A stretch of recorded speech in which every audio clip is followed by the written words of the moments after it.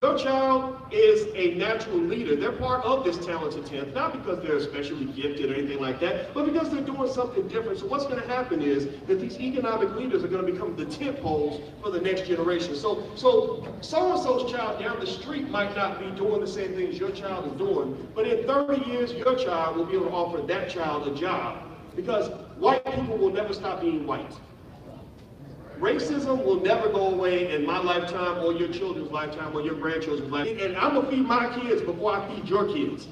And if you get mad at me because I'm not feeding your kids, and I'm going to say, what the hell's wrong with you? What man are you that you can't feed your own children? Why are you bothering me, man?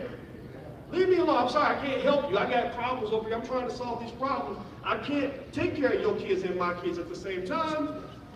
So ultimately, nobody is ever going to come and save black people. We know this. We know this. So given that we know this is true, and given that every single ounce of data that we see reconfirms the fact that we are the hated, marginalized people in America, why do some of us not get it? I just don't understand. So that's not going to change, and I'm not here to try to change the world. I'm here to hopefully light a spark and provide guidance to people who are convinced that we can change the world together, at least change our world. So, you know, the other day I was in my hotel yesterday, and I was looking out the window, and I didn't know which part of DC I was in, and I saw this building that had a big picture of Abraham Lincoln on the side, a big mural of Lincoln. And I said, oh, there's a big picture of Lincoln. I said, I bet that's Howard University. They seem like that's the type of school that I think where they would teach their kids to love people like Abraham Lincoln, right? You know, like because it fits, right? It fits the tradition of looking to somebody and some politician that you love that's going to create these opportunities for you and make your life better. And no disrespect to Howard at all, but then I started thinking about the financial problems that this university has.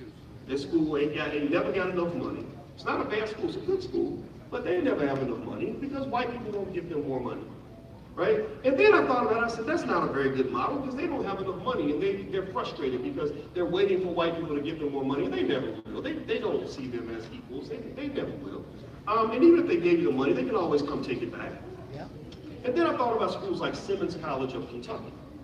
Now, Simmons College of Kentucky was a school that was built by former slaves. They didn't have a lot of money, but they didn't lean on a government system to educate anybody. So these former slaves, who had very little money, said, we don't need much to educate our own children, and so they did. And so when I think about the future, what the future looks like, and how Simmons College was single-handedly able to educate thousands and thousands of black doctors and lawyers and everything else, I thought about the fact that we need that kind of model when it comes to our future. The Howard University model, they do educate black doctors and lawyers, no question about it. Wonderful school in that regard. But there is this very unhealthy codependence on white approval that always leaves your so-called success vulnerable. And what's also fascinating too is that when you look at the economic collapses in America, especially the one back in 07, 08, back when Obama took over, many of the highest foreclosure rates on homes actually occurred in places like Prince George's County, where all the educated Negroes live. Right, so you're like, wait a minute, these are the people that are supposed to be the most secure, the most successful. They stand on the strongest economic foundation. They have all the education. They're driving the nice cars, living in the big houses. How could they have such high foreclosure rates? Well, because they're measuring their success with the wrong metrics. They're thinking, I went to Howard for undergrad, then I went to Harvard for law school, and I got a great job with a big law firm. I got $250,000 in student loan debt. I'm gonna go borrow a bunch of money to buy this house that I can barely afford. I'm not gonna think about owning a business because I want to go work for somebody else. I'm working, we're making good money, but the minute they take away my job, I am screwed. I'm done. I'm done. Because none of those conversations about money and wealth and anything go beyond how much money I'm gonna get on this job. You take away their jobs, they have nothing. They have nothing. Think about this. You want to understand the source of your oppression? Think about this for one moment. If every white person in America decided we're not going to give a job to any black people anywhere, 98, 99% of us would be unemployed. Think about that. And we wonder why the community doesn't have the power it deserves. I don't think that that's a hard question to answer. So let me give you some things that I think will help us in this progress, in this pathway. I'm going to lay out about 7 points. This is my contribution. Malik asked me to contribute to the economic plan. I'm going to give you 7 points. This is not something I'm telling anybody they have to do. This is just my contribution to it, and I hope that this helps you. Number one, everything starts with the children. So we must make sure that every black child in our community knows how to start a business by the age of 10. Every black child in America should know how to start a business by the age of 10, because especially the boys, especially your boys, the reason that so many of our boys have been turned into passive, weak, emasculated little girls and little crime whips is because black unemployment is the highest among any group of people in America. It's the highest among any group of people in America, and that's not going to change. They can show you the same statistic now that they had back 30 years ago. It doesn't change. And what's interesting, too, is that even if you are one of the brothers that's lucky enough to get a job, you usually hate the job. I know when I used to work for the man, I used to fantasize. I would literally relieve my stress by fantasizing about going into his office and jumping across his desk and beating the shit out of him. I used to literally make myself feel better. And I said, this is strange because I'm not a violent person, but I felt violent because that's how you feel when you're under that kind of pressure, when you're being disrespected that way on a daily basis. So even the guys that get the jobs, they make the least money. They are the most stressed out, most frustrated. They get fired first, fired on their day off, fired for just looking intimidating because you didn't smile as much as they wanted you to smile. It's not a good place to live. I met a brother one time who, this was what led me to say I'm never going to work for anybody again. I met a brother who was about 10 years older than me, and he was a banker, so a successful Negro, right? Went to college and all that. And he said that the stress on his job was so bad that it had literally zapped the testosterone out of his body. Like literally, when we say emasculated, we use that term figuratively. He literally had been emasculated. He said, I would get depressed all the time. I would sleep all day. I couldn't perform for my wife. And I'm thinking, wow, they literally like changed his gender. Like he's not a man anymore. And then he said, but I'm okay now, Dr. Boyce. I'm feeling better now. I said, so what happened? What made you better? He said, well, number one, he said, when they fired me, that was the best day of my life. I said, good, I'm glad they fired you. I'm happy for you. And then he comes down with this big old basket of pills that he had to take every day. He had to take like 12 different pills just to stabilize the chemicals in his brain because the stress of the job had driven him crazy. And it made sense because there was something off balance. You know, you ever talk to somebody where you just, like, I don't know what's wrong with you, but something ain't quite right. Like I knew he was probably on something because he was talking kind of fast and jumping around subject to subject, and then I saw why. He's leaning on all these drugs to help him overcome the stress that was caused by his day-to-day oppression on the job. So this is not just a matter of economics. This is not just a matter of having more money. This is a matter of your own sanity, your own happiness, your own inner peace. Your health. People die earlier from that type of stress. So what we need in the community, and the reason it's important to create job creators, to create young people who own businesses, is because one of the challenges for the community is that we do not have enough institutions. We know that during the integration, we dropped all of our institutions so that we can go to the place where we thought the ice was colder. And now to this day, you have black college students that will say to me, they'll say, well, Dr. Boyce, why do you think everybody needs to start a business? You know, because you know, if white people can go out and get a degree, have a degree and get a job, why can't we do what white people do? And I tell them, because you ain't white. You're not white. I hate to break it to you. Maybe nobody else told you, but you're not white. And the reason I know you're not white is not just because of the color of your skin, but also because if you look at every single statistic that compares you to the white boy next to you in class, y'all can have the same degree, same GPA, same experience, he'll get the job you want. Or he'll make this much, you'll make that much. Every statistic shows this repeatedly, and all we know how to do is complain about it. But if you look at America for what it is, you don't complain anymore because you understand it is what it is. Ain't no way to change that. So we need institutions. We have a lot of college students who go to school to study business management. Why are you studying how to manage a business when you don't own a business? When you ain't got no businesses in your communities, what do you do? What do you do? I'm going to train to manage a business so I can go manage some white man's business? Is that the goal? No, you need businesses in your community. So we don't need students studying business management. We need students studying business development, business creation. We need black boys. If you want to put black boys ahead of the curve, here's all you got to do. If there was a way, if I was sitting here with Barack Obama, a guy that has far more influence than most of us, but doesn't really use it for black people. If I was sitting with Barack and I got Barack to just do one thing for me, I would say to him, I'd say, help me to convince young black boys to be as committed to starting businesses and entrepreneurship as they are to playing football and playing basketball. If you ever want to see black excellence in full effect on a regular basis in oversupply, just watch a basketball game just on any court in America. You'll see guys literally doing magic tricks with that basketball. That's a version of black excellence. So imagine if we had that same level of black excellence when it came to starting businesses, you would have tens of thousands of black entrepreneurs out here. Now here's what's interesting to me. This is where I said, you know, maybe we got to replace the dream. We got the hoop dream, which is a sucker's dream, because we know that doesn't work, right? We know that you take 10,000 of the best basketball players, 2 or 3 of them are going to make it to the NBA, right? We know that if I go from city to city and I take the best basketball players in that city, the top 10% in every city, and then only less than 1%, less than 0.1% of the top 10% will ever make a penny playing basketball. 99.9% of the top 10% will never make a penny playing a sport. But let's say I went to those same cities and I took the top 10% of entrepreneurs.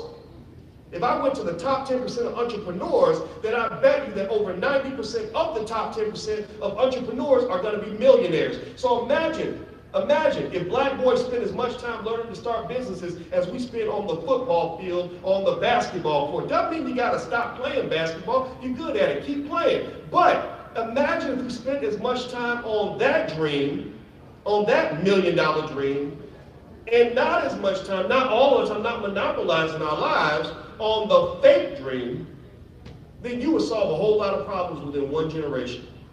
The happiest I became as a black man was when I had my own business. You know, I was sitting there yesterday. I got an opportunity in Philadelphia. I was sitting next to the guy who, a really actually good brother, who was actually the CEO of the Air Jordan brand. And I really liked this guy a lot, and we were talking, and he, you know, and I said, wow, you're really a brother. Like, I thought you'd be something on some other stuff, but no, he was actually a real black man. And I remember that one of the things we always talk about when we get together is how do we help black males understand how much money there is off of the basketball court? Because he's around it all the time. He sees all the guys that are making all the money, doing all the stuff behind the scenes, and all this with the little businesses they set up and all that. LeBron James did a great job setting all his friends up with businesses and everything else. And that's where that real money's at. That's where that stable money's at. You ain't got to be 6'9", 250 pounds to get that money, but they don't even know that money's out there. So we got to get a different dream. Number 2, second suggestion. Every family should invest $5 a day in the stock market for every child in your household. $5 a day. Now, what is $5 a day? $5 a day is, you can't go to Popeye's Chicken with $5 and really get anything. You can't really go to McDonald's, and I don't think you can get a value meal for $5. Maybe you can barely get it, but you probably can. Right? So $5 is something we spend every day on a daily basis like it ain't nothing. But what most people don't understand is that $5 a day, which is $150 a month approximately, if you give it enough time, that grows into a lot of money. That grows into a substantial amount of money. It's really fascinating. Albert Einstein once said that the most powerful force in the universe was compound interest, because he did not understand how you could invest little amounts of money over time and literally put yourself in millionaire status. In fact, when they look at the statistics and they say, well, what's the difference? Why do we have some people that are up here and some people that are in the middle class and some people in the lower class? Why is there a gap? Well, they find that the people at the top almost always invest in the stock market. So to help you kind of see this, I'll give you some quick numerical examples. Let's say you go back 10 years to 2008. Not that long ago. That was when Obama got elected as president. And a person just did $5 a day in the stock market.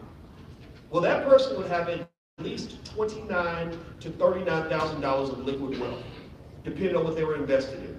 Even if they've invested like a blind monkey, even if they just pick random stocks, all you gotta do is make sure you spread your money out. But they've done experiments with monkeys. They let monkeys invest, and monkeys can build wealth, more wealth than people have when they don't invest. I'm not making this up. It's a book called A Random Walk Down Wall Street by Burton Malkiel. Go read it. He had blindfolded monkeys pick stocks, and when the blindfolded monkeys picked the stocks, they made as much money as the experts.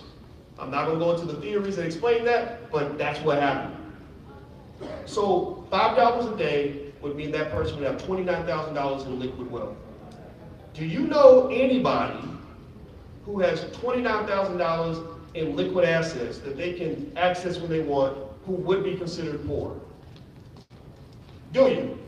No, you're not. You're not, unless you're deep in debt or something like that. But if you can access $29,000 tomorrow, then you're probably doing pretty well off. You're probably better off than a lot of people. Most Americans can't even access $1,000, $2,000 on a second's notice because a lot of Americans are not really told this information. So literally that $5 a day, which is something almost everybody can afford, because again, that's less than the cost of a McDonald's value meal or going to Popeye's chicken or getting a drink at a restaurant or whatever. That person would have $29,000 in liquid wealth over any average 10-year period. And what's fascinating is that only $18,000 is what they're actually putting in. The other $11,000 is free money from compound interest. That's the concept I refer to as financial fertility. That if you put your money to work, your money naturally grows, even if you're not doing anything for it. Now that's just the beginning though. Imagine if a person did that for 20 years. So now we're going back to 1998 instead of 2008. Well, after 20 years, $5 a day, that person would have $102,000 approximately, give or take 1,000 or two. $102,000. And this is based on historical returns in the stock market and all this other stuff, even if they randomly pick stocks. So over $100,000 in liquid assets based on consistent investment over a 20-year period. Nobody has $100,000 in assets that will be considered poor. So even if you start off poor, you won't be poor for long if you invest on a consistent basis. And the other fascinating thing I'll point out about that number is that only $36,000 actually came out of their pocket. The other $66,000 came from compound interest. You see, money fertilizes itself. It reproduces itself. Your dollar bills are supposed to give birth to baby dollar bills. In fact, the best way to describe it would be like if you, let's say your goal was to own as many rabbits as you possibly could. And you said, I want to have a lot of rabbits because everybody's buying rabbits now. I want to have a lot of rabbits. So you could do it in what they call the linear way. You could say, well, rabbits are $10 a piece. So this week I'm going to have $20. I'm going to buy 2 this week. Then next week I'm going to buy 2 more. And after a year, I have 52 times 2. I have 104 rabbits, right? That would be one way to get a bunch of rabbits. But a better way to get a bunch of rabbits would be what? Maybe buy 5 males, 5 females, put them in a pen together, turn the lights down, click on some Marvin Gaye, and let nature take its course. Within 3 or 4 generations, you would have dozens and dozens of rabbits. So that's how compound interest works. Your dollar bills give birth to other dollar bills, which then reproduce and give birth to other dollar bills. So like before when I told you, after 10 years, that person puts in $18,000, 11,000 is free money. After 20 years, they put in 36,000, but instead of 11,000 in free money, it's now 66,000. Let's go out 30 years. After 30 years, you put in 54,000, but how much do you have? You would have about $281,000. So that's $227,000 in money that came out of nowhere because you were investing. See, they use the term investment vehicle for a reason, because in a way, it's a lot like you think about investing or building wealth, like driving a vehicle down the road. So some people have different vehicles. Some people may have a bike. Somebody else may have a Toyota. Somebody else may have a bus. Somebody else may have a jet airplane, right? So the question is, what is your vehicle? What is your vehicle? Now, the thing about investing is people have different vehicles of different speeds, but when you don't invest, it's almost like you have no vehicle at all. You're trying to walk. If you're walking down the road and I'm driving and we're going to the same destination, then who's going to get there first? If my vehicle is faster than yours, then I'm going to go further. But what happens is, those who don't invest at all are like people trying to compete down a road in a race, and everybody else is driving and flying and riding a bike, and you're walking. And the thing about it is this: even the fastest sprinter on the planet, if he's running on his feet, cannot keep up with the slowest car. So even a bad investor who just follows basic rules of investing, like invest like the monkeys, randomly pick stocks, is going to be far better off under the same conditions than a person who doesn't invest at all. So stock market participation is critical. That is one of the leading causes of the gap in wealth between rich people and middle class. The next piece that we'll get into is related to your family and real estate. Another thing they found in the study was that the difference between middle class people and poor people was real estate participation, home ownership. They found that people who hit middle class usually get there by owning a home. Now, a lot of people think they can't buy a home, but what's really interesting is that if you ask them, well, did you ever really research it? Did you investigate? Did you look into FHA loans where your credit score can be as low as 525, 50, something like that, and you don't have to put much money? Did you research that? And they'll say, no, because I don't think I can get it. Well, that's a big mistake. That's a big mistake. Andre C. Hatchett, who runs the BlackRealEstateSchool.com, Andre tells a story all the time about how he bought his first house. He's making $15 an hour. And he just saved his money. He did everything he could to get enough money to make that down payment and get that house. Why is that important? Because he's jumped over the fence now. Now when he pays rent every month, he's buying a home for himself and not a home for his landlord.